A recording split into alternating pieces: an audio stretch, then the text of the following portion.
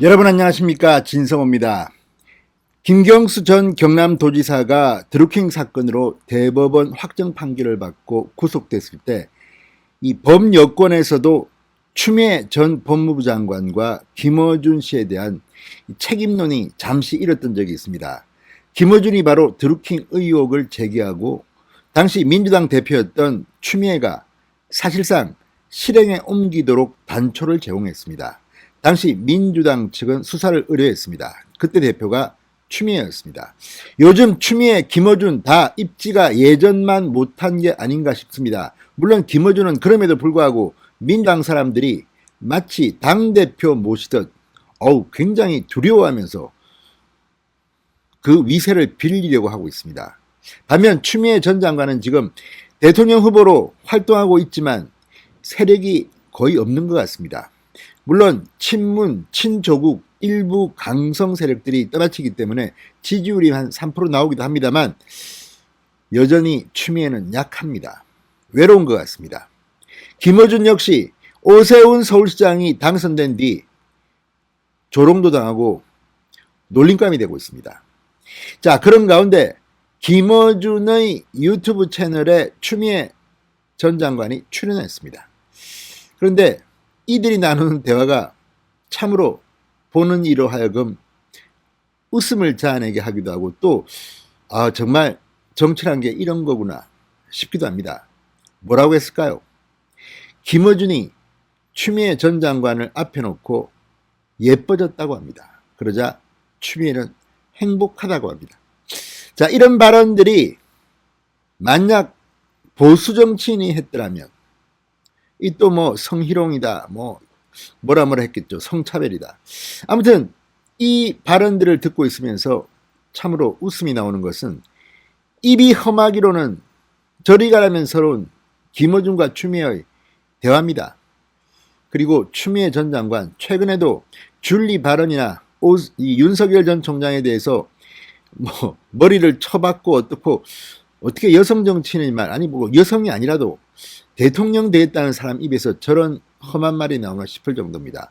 과거에도 욕설도 하고 있으니까 이해는 합니다만 여전히 그 버릇을 못 고치고 있습니다. 김어준은 어떻습니까? 지금도 어쨌든 오세훈이 서울시장을 더하는 것을 막기 위해서 강제로 윤석열이 안 들어가고 뭐가 문제가 생기면 오세훈을 대타로 넣어서 오세훈 서울시장은 못 나가게 해야 되는 거 아니냐, 이런 취지의 발언을 한 게 아닌가 비판을 받은 적도 있습니다. 이런 두 사람이 이제 점점 더 두 사람의 입지가 좁아지기 때문일까요? 아무튼 주고받은 대화를 보니까 참 웃음이 나옵니다. 진성호의 직설 시작합니다. 방송에 앞서 아직 진성호 방송에 구독자가 아니신 분들은 붉은색 구독 버튼 눌러주십시오. 더 좋은 방송으로 보답하겠습니다. 자, 윤석열 전 총장을 지금의 야권 유력 후보로 만들었다는 평가를 받고 있는 추미애, 그리고 의혹을 제기할 때마다 자살골을 넣었다고 비판을 받고 있는 김어준, 두 사람이 만났습니다.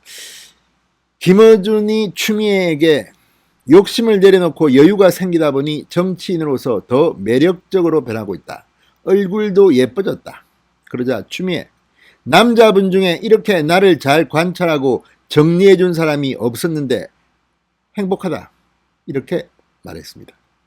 듣고 있는 사람들 웃음이 조금 나옵니다. 자, 지난달 30일 김어준이 진행하는 유튜브 채널 딴지방송국의 다스베이다 172회 방송이 오늘 언론들을 통해서 소개되면서 지금 인터넷 SNS가 난리가 났습니다. 정말 가관이라는 겁니다. 자, 추미애 전 장관이 약 30분 동안 이 김어준과 환담을 나누는 과정에서 언급된 발언인데 예뻐졌다, 행복하다, 좀 그렇죠. 자, 김어준은 요즘 추미애 장관님이 많이 변했다, 우상호 의원도 그러더라, 훨씬 유연하고 화법도 바뀌었고 자유로워졌다.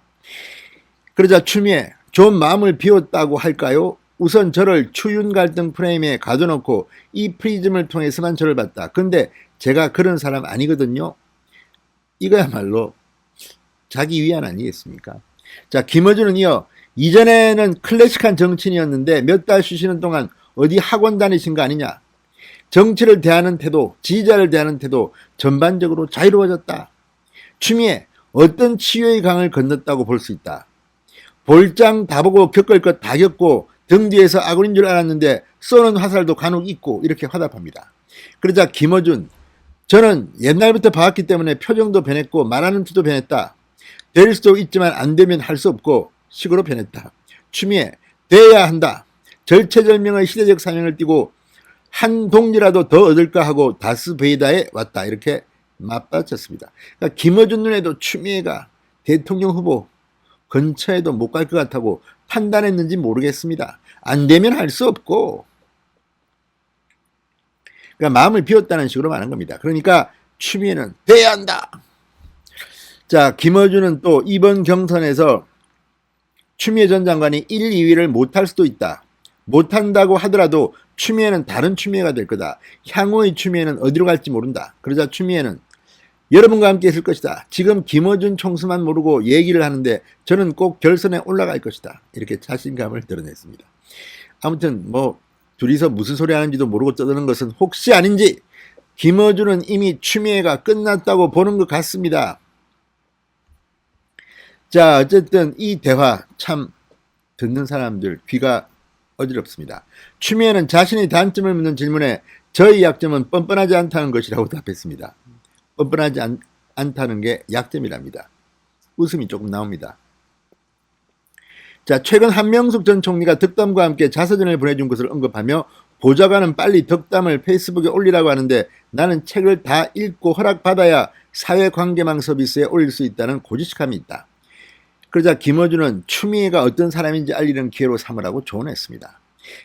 강점이 뭔지 묻자 이재명 지사가 여러 성과를 냈는데 그건 내 삶을 바꾸는 것이다. 결국 시스템을 못 바꾸면 꼬꾸라진다. 추미애는 세상을 바꾸려 한다. 이렇게 강조했습니다.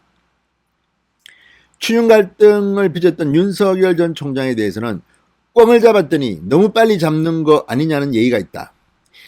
자, 최재형 전 감사원장과의 시너지에 대해선 판사는 자기만족적인 다락방의 엘리트고 검사는 권력을 휘두르는 사람이라 전이가 되지 않을 것이라 이렇게 내다봤습니다. 자, 어쨌든 이런 말들을 듣고 있으면 정말 듣는 사람들 귀가 간지럽습니다. 두 사람은 낯뜨겁지 않을까요? 이런 발언들을 하면서.